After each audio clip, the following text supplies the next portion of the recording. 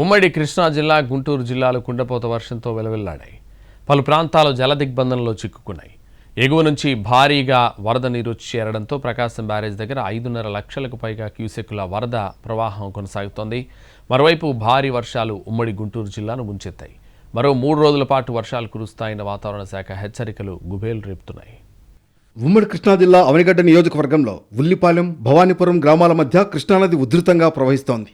పుల్లిగడ్డ కృష్ణానది వద్ద అక్విడక్ట్ బ్రిడ్జిని వరద నీరు తాకింది. తీర ప్రాంత ప్రజలు అప్రమత్తంగా ఉండాలని అధికారులు సూచించారు. ఎగువ ప్రాంతాల్లో కురుస్తున్న భారీ వర్షాల ప్రభావంతో ప్రకాశం బ్యారేజీకి వరద పోటెత్తుతోంది. దీంతో గేట్లు ఎత్తి నీటిని వదలడంతో పాటు నీరు ఉధృతంగా ప్రవహిస్తోంది. నదీ పరివాహక ప్రాంతాల్లో ప్రజలను సురక్షిత ప్రాంతాలకు తరలించి పునరావాస కేంద్రాలు ఏర్పాటు చేశారు.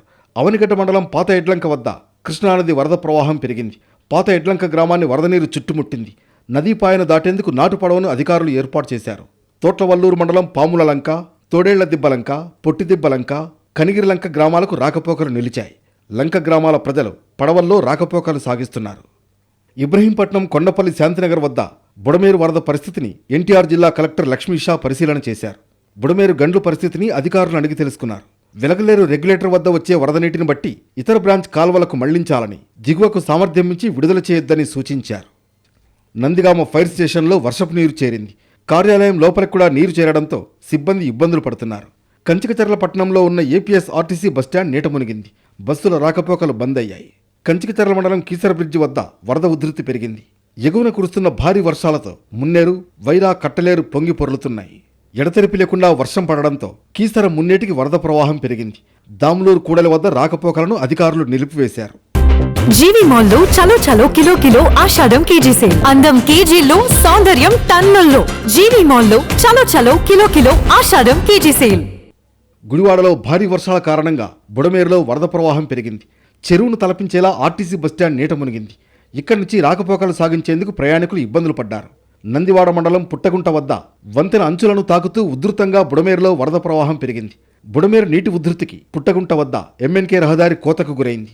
2 రోజులుగా కురుస్తున్న వర్షాలకు గుడివాడలో వరి పొలాలు నీట మునిగాయి. గుంటూరు జిల్లాను కుండపోత వర్షం హడలెత్తించింది. భారీ వర్షాలకు పంట పొలాలు నీట మునిగాయి. గుంటూరు, పల్నాడు జిల్లాల్లో వర్షాల ప్రభావం తీవ్రంగా ఉంది. రోడ్లపై 3-4 అడుగుల మేర వర్షపు నీరు ప్రవహించడంతో రాకపోకలు నిలిచిపోయాయి. ఇక గుంటూరు జిల్లాలో కొండవీటి వాగు ఉధృతితో రాకపోకలు నిలిచిపోయాయి. 2 రోజుల పాటు పంటలన్నీ నీట మునిగాయి. ప్రకాశం బ్యారేజీ ద్వారా 5 లక్షల క్యూసెక్కులకు పైగా వరద నీరు విడుదల చేశారు. దీంతో కృష్ణానది తీర ప్రాంతంలో అధికారులు హై అలర్ట్ ప్రకటించారు. ఇప్పటికే తీర ప్రాంతంలో మత్స్యకార కుటుంబాలను సురక్షిత ప్రాంతాలకు వెళ్లాలని సూచించారు. వరద ఉధృతి పెరిగితే పునరావాస కేంద్రాలకు తరలించేందుకు కూడా ఏర్పాటు చేశారు. మరోవైపు డెల్టా ప్రాంతంలోని లంక గ్రామాల్లో ప్రజల్ని అధికారులు అలర్ట్ చేశారు. మంత్రి నాదెండ్ల మనోహర్ లంక గ్రామాల్లో పర్యటించి పరిస్థితిని పర్యవేక్షించారు. పంట నష్టం గురించి కొంచెం స్లోగా అధికార యంత్రాంగం 3-4 రోజులు ఈ వర్షాలు కూడా తగ్గిన తర్వాత ఎన్యూమరేషన్ చేసిన తర్వాత గౌరవ ముఖ్యమంత్రి గారి దృష్టికి తీసుకెళ్ళి తప్పకుండా ప్రభుత్వం నుంచి మేము ఆదుకుంటాం. అందులో పూర్తి భరోసా ఇస్తున్నాం రైతాంగానికి.